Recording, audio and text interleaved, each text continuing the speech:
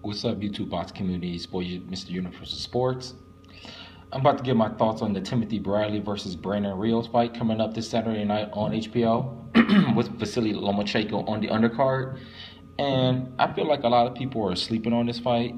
Now, it's not the best fight that could be made at 147 pounds for Timothy Bradley, but it is a good fight. Bradley's a traditional boxer, even though he can brawl at times, and Brandon Rios is a traditional brawler. So it should be a good fight. Also, I'm very curious about this fight because, as we all know, Timothy Bradley broke away from his longtime trainer, Joel Diaz. And they've been together for over 10 years, and I want to see what the new trainer, Teddy Atlas, does. Now, I respect his boxing. I'm talking about Teddy Atlas. I respect his boxing knowledge, and as we all know, we respect him from the ESPN commentary he does. So I want to see the changes that he does, and what can he teach the old dog new tricks. Now, I'm on BoxRec right now, and I'm looking at the top 10 rankings for BoxRec, and I noticed that at 32 years old, Timothy Bradley is the oldest man on the list, or the second oldest man next to Manny Pacquiao, who is number 1 right now. And this is not a prediction video. This is what I think of the fight. It's just to see where Timothy Bradley is at, because we all been hearing that Bob Arum, take this with a grain of salt wherever it comes out of his mouth, that the winner of this fight will fight against Canelo Alvarez. Now, when I thought about this on Timothy Bradley versus Canelo Alvarez, that doesn't make sense to me, because Canelo's at 154/160. I don't think he can make 154 much longer anymore, because as we know, Canelo's a big boy, and Timothy Bradley's only 5'6", and with a 69-inch reach advantage, he'll be giving up not a tremendous height advantage, because Canelo's only 5'7.5", but the size and the strength advantage goes to Canelo, because Canelo is the bigger man since he started, I think, at 147 in Mexico at 15 years old. And Timothy Bradley, and correct me if I'm wrong, by the way, and Timothy Bradley started his career at 140 pounds. So I don't know. I mean, then I was looking at the rankings.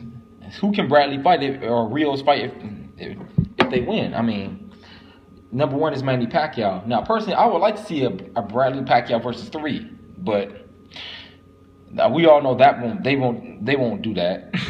There's Kell Brook. That's a good one. He can't fight Keith Thurman because the whole Al Heyman Death Row versus Bad Boy Top Rank Golden Boy beef, and PBC beef too. I'm sick of this crap. I mean, there's Amir Khan at number 4. There's Sean Porter. He can't fight 3, 2 through 5 because they have Bradley at number 6 at BoxRec, because they're all with Al Heyman and PBC. Number 7 is Danny Garcia, PBC. Number 8 is Lamont Peterson, PBC. Number 9 is Brandon Rios. So that may have been the best fight Bob Arum could give him. I mean, unfortunately. So that's probably the reason why Bradley's moving up, since they can't give me like the Al Heyman guys because they're embroiled in a lawsuit with them. Bradley figures I might as well move up and face Canelo Alvarez. Number 10 is Diego Chavez. Bradley already fought him. Number 11 is Jesse Vargas. I mean, I'm sick of all this BS in boxing, where all the best don't fight the best. And maybe that's the reason why HBO got rid of Ken Hirschman. I think because the best aren't fighting the best, and they're not getting the best fights. Bradley already beat Jesse Vargas at number 11. Errol Spence I would like to see Bradley versus Spence, but I don't think Spence is ready yet. Now, an intriguing fight, and I mentioned this in my last video, is Terrence Crawford versus Timothy Bradley. I would love to see that fight, but I think Terrence Crawford is in the Pacquiao running right now, so I think Bob Arum's trying to keep him safe, because I think Pacquiao versus Crawford's are passing on the torch fight if Crawford were to win that fight, if that happens.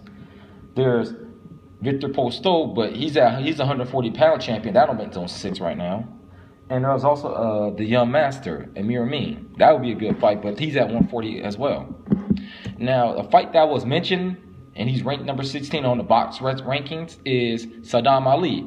He's a good boxer, and that'd be a good fight. I mean, that's only fights that the hardcore fans like us would like to watch. But this just shows that this beef and all these lawsuits, the best not fighting the best, is really killing boxing. But tell me what you guys think of the Rios Bradley fight. I will be at the fight live in Vegas. This is my first Vegas fight, so tell me, give me any advice on what to do at a Vegas fight compared to a Southern California fight where I'm from. Anyway, it's your boy, Mr. Universal Sports, and I'm out. Peace. And by the way, I have Bradley winning by wide unanimous decision. Have a good night.